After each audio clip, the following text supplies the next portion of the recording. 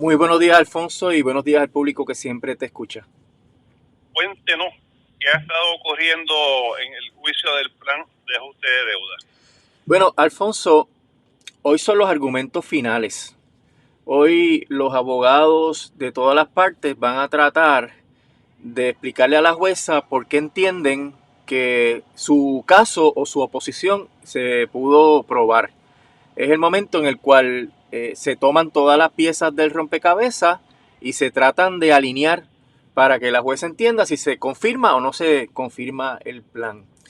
La semana pasada fue una semana súper interesante. Tú sabes que la parte proponente del plan es la Junta y también hay unos que apoyan el plan, como el Comité de Acreedores No Asegurados, los Few Light Lenders, National y los acreedores de bono que llegaron a un acuerdo. Pues ellos Y el gobernador también, y ¿no? el gobernador AFAF, correcto, AFAF también está en el lado de los que proponen el plan.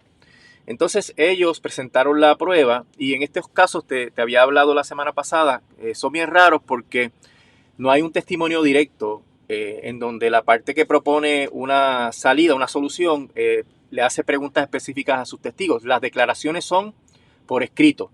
Y entonces las partes opositoras que quieran contrainterrogar, pues entonces se ponen en fila y hacen el contrainterrogatorio en corte abierta. Así que lo que la jueza escucha en el proceso es el contrainterrogatorio, aunque obviamente la jueza se ha leído toda la información. Así que la jueza está al tanto de todos los detalles, etcétera. Pero en el proceso, el que no esté al tanto de esto, pues no entiende bien lo que está pasando porque en realidad solamente ve una parte. Para entender todo habría que leer las declaraciones. Pero cuando tú te pones a mirar el proceso, tú ves que los que contrainterrogan van dirigiendo al testigo para que conteste sí o no. Y lo van dirigiendo hacia dos cosas. Derrotar su credibilidad o establecer hechos que son buenos para la parte contraria, ¿no? Para la que está contrainterrogando. Y en ese proceso, Alfonso, pues vino primero la Junta, luego vinieron los bonistas y los opositores, que en ese caso, pues como opositores locales está el sistema de retiro, la UTIER, está un conglomerado de grupos comunitarios y ambientalistas, está el ICSE, que es el Instituto de Competitividad y Sostenibilidad de Puerto Rico, y presentamos también nuestros testigos. Ahora, luego que los opositores terminaron el proceso, en donde se presentó la prueba de oposición, la Junta vino con una réplica, una refutación, un rebuttal. Y ahí, en ese proceso, pues la Junta sentó otros testigos al final del camino, que eso fue lo que se vio al final de la semana. ¿Qué surge bien interesante de este trámite? Pues obviamente los opositores locales establecimos que la Autoridad de Energía Eléctrica no tiene reservas de capital para que se pueda terminar la reconstrucción de la red. Eso lo discutimos la semana pasada. Y que el presupuesto no da para mantener unas operaciones adecuadas de la autoridad. Y curiosamente, Alfonso, los peritos de la Junta coinciden en ese asunto, por lo que es un issue serio de viabilidad, porque si la autoridad no puede prestar el servicio que le corresponde, pues la autoridad no es viable. Máxime cuando la gente está yéndose de la red, desertando hacia la energía renovable, y la emigración sigue siendo un factor en la reducción de la demanda, y eso implica que hay menos ingresos para la autoridad. Entonces, si tú, para colmo, no reservas suficientes fondos para la reconstrucción y para el mantenimiento, y para colmo te van bajando los ingresos, se te crea un problema bien serio. Así que es curioso que los peritos de la Junta y de AFAF particularmente coinciden con los opositores locales de que no hay cama para tanta gente, no hay dinero para poder completar esto. Pero tú vas a decir, entonces, ¿cómo prueban que el plan es viable? Bueno, ellos dicen que hay justo para eso nada más. De hecho, uno de los peritos de la Junta dijo que los presupuestos eran muy agresivos y que no contemplaban si pasaba un huracán. Si pasa un huracán, pues imagínate, pues se destruyó todos los assumptions, todos los supuestos, y entonces no se va a poder completar una reconstrucción adecuadamente, aunque sea de emergencia. Así que eso es una ironía de que la jueza tiene información de todos lados prácticamente de que el plan no es viable en términos de que la autoridad pueda seguir prestando los servicios. Pero ¿qué ocurre? Los bonistas dicen todo lo contrario, Alfonso. Los bonistas dicen que hay mucho dinero disponible, que hay mucha oportunidad de crecimiento de la economía, de la demanda, que esto de que la gente se está yendo no es necesariamente así, etcétera, y contradicen, ¿verdad? Tratan de contradecir los peritos de la Junta y de los opositores locales. Pero ¿qué pasa? Cuando se sientan los testigos de refutación del gobierno y de la Junta, pues mira con qué le vienen. Los bonistas tomaron un PowerPoint, una presentación que hizo AFAF ante la agencia acreditadora Moody's. ¿Te acuerdas que la agencia Moody's venía aquí a Puerto Rico a evaluar la calidad de los bonos? Pues Puerto Rico ya no tiene acceso a los mercados y Moody's tampoco está en Puerto Rico haciendo evaluaciones, pero ellos están tratando de persuadir a Moody's de que entre otra vez, porque va a ser importante para que Puerto Rico pueda vender bonos municipales. Pues ellos van donde Moody's y va Omar Marrero, porque estaba presente, y les presenta este cuadro súper optimista de cómo la economía de Puerto Rico va a crecer, lo cual es realmente algo ridículo, porque ninguno de los indicadores sustentan eso, y los pequeños crecimientos que ha habido en algunos sectores se deben a los fondos federales, que obviamente son una partida significativa de lo que ha aumentado los números de crecimiento económico en el país, pero esos fondos federales son temporeros. Así que los peritos de la Junta y de AFAF se sientan a decir esto está bien malo, esto no aguanta más, no se puede asignar ni un solo centavo adicional porque esto haría que la autoridad entre en un debt spiral, que es una caída, ¿verdad?, estrepitosa por razón de la deuda, y por eso no se le puede pagar más a los bonistas. Y los bonistas le sacan eso. Entonces, qué curioso que el perito de AFAF, Johnson, que está diciendo que la cosa está bien mala, pues le pregunta, ¿y cómo usted explica esto? Entonces tienen que decir prácticamente que el gobierno está mintiéndole a Moody's, Alfonso, una cosa bárbara, que los propios expertos de AFAF estén diciéndole a la jueza bajo juramento que esas proyecciones son demasiado optimistas y que yo no quiero decir que ellos estaban mintiendo, pero la costumbre es presentarle los mejores números, el cuadro más optimista para que la casa acreditadora entre aquí en Puerto Rico, y nos comparó, oye esto, qué interesante.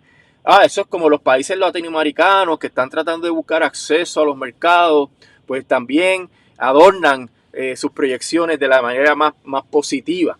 Pero en términos reales, lo que ocurre aquí es una gran contradicción, y la contradicción yo creo que se debe obviamente a la trama primarista de Puerto Rico, donde tú tienes una Junta de Control Fiscal que es la que se ha adueñado de todas las proyecciones de crecimiento económico de Puerto Rico, y que tiene por el otro lado el gobierno, donde el gobernador está en un proceso primarista que tiene que demostrar que ha hecho obra y que ha levantado la economía. Pues por un lado la Junta le está diciendo a la jueza la cosa está bien mala, y por el otro lado el aspirante a primaria está diciendo que la cosa está súper bien y que vamos a tener crecimientos económicos extraordinarios, etcétera. Pero ¿cuál es el efecto en el caso? ¿Qué dice la jueza a eso, no? Donde obviamente está teniendo una parte que tiene dos discursos, dos narrativas. Pues la jueza puede simplemente decir, bueno, los políticos son unos mentirosos, y eso se podría hasta estipular, pero hace daño al caso, a mi juicio, porque la Junta está tratando de presentar un cuadro que es negativo para que los bonistas no se aprovechen y quieran obtener más dinero. Así que esa debilidad para mí es significativa en el proceso. En el proceso, la jueza hace preguntas. Mira, bien extraño y a mi juicio extraordinario, porque en las argumentaciones orales ella hace preguntas, pero en el juicio solamente ha hecho una pregunta de sustancia, porque las otras preguntas ha sido, pues no entendía claramente estas iniciales, etcétera. Y eso es raro.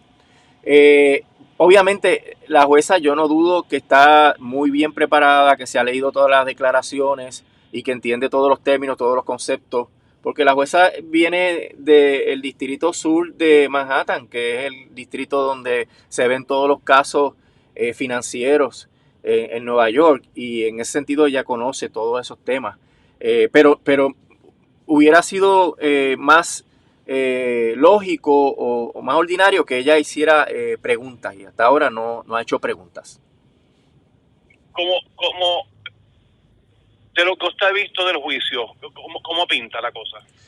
Mira, Alfonso, lo que se ha visto del juicio es que el caso de la Junta no es sólido, que la Junta tiene debilidades en todos los frentes, tanto en el asunto de viabilidad económica como viabilidad operacional, de que la autoridad pueda completar su reconstrucción, que pueda completar el presupuesto necesario para mantener unas operaciones razonables. Pero también hay problemas de viabilidad en términos de cumplimiento con las leyes. Tú sabes que hay una ley de política pública, que es la ley 17. Agustín Irizarry, el ingeniero, declaró sobre esos temas que el plan no deja dinero para esa transición. Porque no es solamente que la gente se vaya a la energía renovable instalando placas solares en sus techos, es que tiene que haber una planificación y tiene que haber unos proyectos de envergadura para que el sistema gane confiabilidad para todo el país, ¿verdad? Porque hay gente que puede irse a la energía renovable y desconectarse de la red, pero hay otra que se tiene que mantener conectada aún con energía renovable, y hay otra que no se puede beneficiar para nada de la energía renovable, así que tiene que haber una solución integral, y eso requiere inversiones significativas del gobierno, particularmente en el tema de las baterías, para mantener la estabilidad del sistema. Y si no hay dinero para mantener la estabilidad del sistema mediante baterías, pues tú nunca vas a poder lograr la transición. Y eso lo plantean los grupos ambientalistas comunitarios con sus expertos, de que no se cumple con la ley, con la política pública. El otro tema es la tarifa, que la política pública son 20 centavos por kilovatio hora, y como va la cosa, esto va a subir por encima de 30 centavos por kilovatio hora. Salió esta semana, Alfonso, una orden del negociado en el cual está requiriendo una conferencia técnica sobre el tema de las pensiones. El negociado abrió un caso para bregar con la tarifa nueva luego de que se haga el plan de ajuste de la deuda. Así que ya no es solamente el cargo híbrido. Cuando el negociado vaya a mirar todo esto, todavía no sabemos qué poderes va a tener, porque la jueza tiene ante sí una petición de la Junta para restringir los poderes del negociado. Pero en cualquier instancia, cuando el negociado vaya a ver esto, tiene que ver los aumentos de los presupuestos de Luma, los aumentos trimestrales por la compra de combustible, el rescate de la AES, que también está ahí sobre la mesa, el tema de las pensiones que quebró la Junta, el sistema de retiro por no hacer las aportaciones, el tema del cargo híbrido. O sea, cuando tú vienes a sumar, Alfonso, son un montón de circunstancias que lo que implican es que la tarifa va a subir dramáticamente, que es lo que dicen los grupos opositores locales, ¿verdad? Alameda particularmente. Ojo, no miren nada más el cargo híbrido, miren todos los cargos que se van sumando. Y eso es lo que hace inviable el plan de ajuste de la deuda. Tú no le puedes añadir más deuda, más carga a todas las obligaciones que tiene la autoridad, particularmente cuando la privatización ha sido un fracaso, porque no ha mejorado operacionalmente y cuesta cada vez más.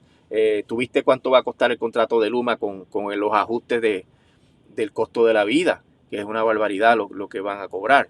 Así que el caso es malo, porque por todos lados tú puedes cuestionar que la viabilidad del plan. Y el otro tema, además de que no se cumple con la política pública, es las clasificaciones que hizo la Junta entre los diferentes acreedores, que los bonistas están cuestionando, porque hay bonistas que tienen 10 o 15% y hay otros bonistas que tienen 90%, y eso en el sistema de quiebra es difícil de justificar, y la explicación que ha dado la Junta no la veo razonable. En términos del análisis de qué va a pasar, Alfonso, siempre hay que tener los pies en la tierra, y hay que saber el historial de la jueza en el caso, donde prácticamente le ha dado a la Junta todo lo que ellos han pedido. Digamos, el 99% de las cosas que dice la Junta, la jueza está de acuerdo. Y el asunto con los planes de ajuste de la deuda anteriores, pues son diferentes a este plan, porque aquí sí hay unas controversias sustanciales. En el gobierno central, la única controversia era en cuanto a las pensiones y la ley del gobierno que impidió el recorte, pero una vez eso se aclaró, el proceso corrió bien rápido porque no había planteamientos de mucha sustancia, pero aquí sí los hay. Y el tema sería cómo la jueza, para poder confirmar el plan, va a explicar, cómo la jueza va a justificar que se cumplen todos los requisitos de la sección 314B de la ley promesa, que incluyen esto de la viabilidad, e incluyen el asunto del cumplimiento con la ley, que se obtengan todas las aprobaciones regulatorias. Así que es un tema bien complejo para justificarlo. Y el, el asunto que nos concierne es, ¿va a resultar esto o esto va a terminar en un fracaso rotundo? He recordado muchas veces aquí, Alfonso, que en el plan de ajuste de la deuda del gobierno central le dijeron a la jueza que los déficits estructurales volvían en el año 2035. Y por eso la jueza resolvió, bueno, como en el 2035 se debe 2.000 millones de dólares, que eso es poquito, pues vamos a confirmar el plan es viable. Pero ahora los déficits estructurales vienen el año que viene. Eso por la boca de Robert Mujica, el director ejecutivo de la Junta de Control Fiscal. O sea que de 2035 al 2025 se adelantaron 10 años.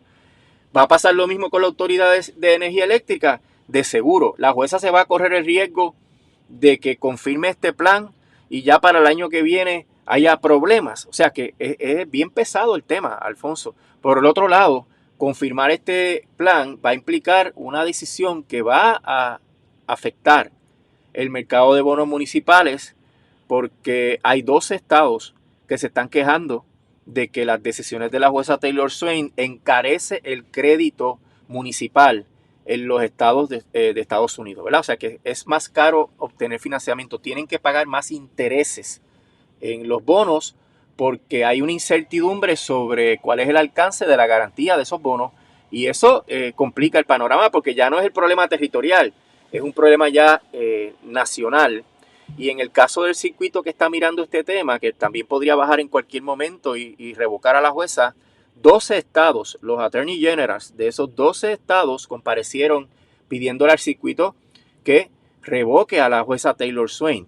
Así que todo esto está sobre arena movediza, Alfonso, y cualquiera de las decisiones va a tener unas consecuencias significativas, porque por ejemplo, si la jueza no confirmara el plan, los bonistas van a decir que se le acabaron los strikes a la Junta y que por tanto hay que pasar al proceso del síndico. Yo te he mencionado que yo le he perdido el miedo al tema del síndico porque hay unas decisiones que la jueza ha tomado que vinculan al síndico en ese proceso. El negociado tendría los poderes para impedir un aumento irrazonable. El síndico tendría que cumplir con el trust agreement, tendría que cubrir primero las operaciones de la autoridad y tendría que pagarle al sistema de retiro antes de pagarle un centavo a los bonistas. O sea, en cierta medida regresaríamos a una normalidad sobre cómo deben ser las operaciones financieras de la autoridad, pero por el otro lado los bonistas van a llevar ¿verdad? El proceso del síndico y van a querer que el tribunal le dé el máximo de poderes, y va a haber muchos otros pleitos de los acreedores no asegurados que no son bonistas que tienen reclamos contra la autoridad y van a tener que reclamar. Pero como va la cosa con ese plan de ajuste de la deuda, a mí me parece que podría ser peor, porque los compromisos en los cuales se estaría incurriendo harían que la autoridad fracase en un término relativamente corto, lo cual nos sumiría en otra crisis energética de grandes proporciones. En una nota que aparece en el vocero de hoy de Pedro Menéndez Sanabria, aparece Omar Marrero, el director ejecutivo de la FAF, diciendo que de la única manera que se puede reconstruir las redes es mediante los bonos, ir a los mercados de bonos, y que eso no se puede hacer si no se aprueba el plan de ajuste de deuda. ¿Eso es cierto? Bueno, es la vía más expedita para tú caer en el mercado de bonos. Las casas acreditadoras y los bonistas van a mirar a ver cuál es la ejecución financiera, a ver si se pueden cubrir los presupuestos, pero hasta ahora la Junta no ha podido cuadrar un solo presupuesto de la Autoridad de Energía Eléctrica, y Tom Sanzillo dice que aún con los presupuestos que están notificando la Junta, que está certificando la Junta, hay un déficit oculto, porque es que ellos están cuadrando con los fondos de FEMA, Alfonso, y con los préstamos que le ha dado el gobierno. Entonces, cuando eso se acabe, pues los presupuestos van a estar en déficit. Así que, cuare, como dicen los abogados, ojo, si se podría volver a los mercados de bonos, aún aprobando el plan de ajuste de la deuda, porque la situación financiera de la autoridad no permitiría establecer una certeza razonable de que cualquier bono que se emita se va a poder pagar. ¿Quién le va a comprar un bono a la Autoridad de Energía Eléctrica si aún con el plan de ajuste de la deuda no tiene suficiente dinero para cobrar sus operaciones? Eso es una de las grandes interrogantes, si los mercados se arriesgarían. Y eso, pues, me parece que pone en duda lo que está expresando Omar Marrero. No sería la única manera, porque mediante el uso del mecanismo del síndico es una reestructuración también. Y es una reestructuración. Ajá. La pregunta es quién compraría ese bono, pero yo digo, pero ¿habría alguien que los emitiría? Bueno, los emitiría la Autoridad de Energía Eléctrica. Y quien tiene que comprarlos son los inversionistas de alto riesgo, supongo yo, y por tanto esos bonos tendrían que pagar unos márgenes de intereses bien altos. Recuerda que Promesa habla de que uno de los requisitos de la salida de la Junta es que se pueda emitir deuda a costos razonables. Eso significa que Puerto Rico no pague muchos intereses. Y bajo unas circunstancias donde tú estás vendiendo un bono chatarra, la única manera de tú enamorar a los inversionistas es pagándole un interés bien alto, y eso no satisface entonces el requisito de la ley promesa. La reestructuración bajo el plan habría sido un fracaso. Así que en realidad aquí estamos en un callejón sin salida, Alfonso. Si la jueza confirma el plan, es malo. Si no lo confirma, es malo. Pero todo esto tiene su origen en la manera tan absurda en que la Junta ha manejado el proceso y cómo la Junta desatendió los requerimientos de la ley promesa de darle financiamiento apropiado a los sistemas de retiro, de cumplir con el Trust Agreement y establecer que primero se cubren los gastos operacionales, el mantenimiento, etcétera, y después se mira a ver qué se le va a pagar a los bonistas. Ellos hicieron las cosas al revés, quieren darle a los bonistas un dinero que se necesita para la reconstrucción. Y eso en un sistema de quiebra no pasaría. Aquí lo que está ocurriendo es que como la quiebra lo domina la Junta y la Junta lo que quiere es que los bonistas cobren una cantidad razonable, pues entonces han invertido el proceso y los beneficios de la ley promesa la autoridad no los obtendría. Bajo cualquier otro caso de capítulo 9 o capítulo 11, la autoridad no pagaría deuda, y al no pagar deuda podría dedicar un cargo adicional o algún tipo de medida de reestructuración para poder terminar la reconstrucción, porque es que tú no puedes vender energía eléctrica si tu sistema no es confiable. La gente va a seguir yéndose para la energía renovable y tu demanda va a seguir cayendo y tus ingresos van a seguir cayendo. O sea que es la torpeza y maldad de la Junta la que nos ha metido en este problema. ¿El juicio termina hoy? Termina hoy con los argumentos. Hoy la jueza va a trabajar un poquito más en términos de que empezamos a las 9 y hay un receso de 1 hora nada más de almuerzo, y entonces se va a trabajar hasta las 5:30. Hay 6 horas de tiempo de argumentación que se divide en partes iguales entre los grupos proponentes y los grupos opositores. ¿Y se esperaría una decisión de la jueza para cuándo, más o menos? Yo creo que esto le va a tomar a ella de 3 semanas a un mes el decidir. Y si el circuito decide y revoca a la jueza, pues se complicaría el cuadro, porque la jueza yo creo que no podría tomar una decisión sin que se enmiende el plan. Así que sería un compás de espera significativo hasta antes de saber la decisión de la jueza. ¿Esto pudiera llegar hasta el Tribunal Supremo? Sin duda, porque hay planteamientos de inconstitucionalidad. Yo te envié el brief de Estados Unidos, ¿verdad? El alegato del Departamento de Justicia Federal defendiendo la constitucionalidad de promesa. Los bonistas dicen que la ley promesa es una ley de quiebra inconstitucional porque no es uniforme, y la UTIER está diciendo obviamente que la ley promesa es consecuencia del sistema colonial, que es totalmente insostenible en estos tiempos en Estados Unidos. Estaremos atentos. Licenciado, muchísimas gracias. Que tenga un bonito día. Cómo no, Alfonso, que estés bien, que pase buen día.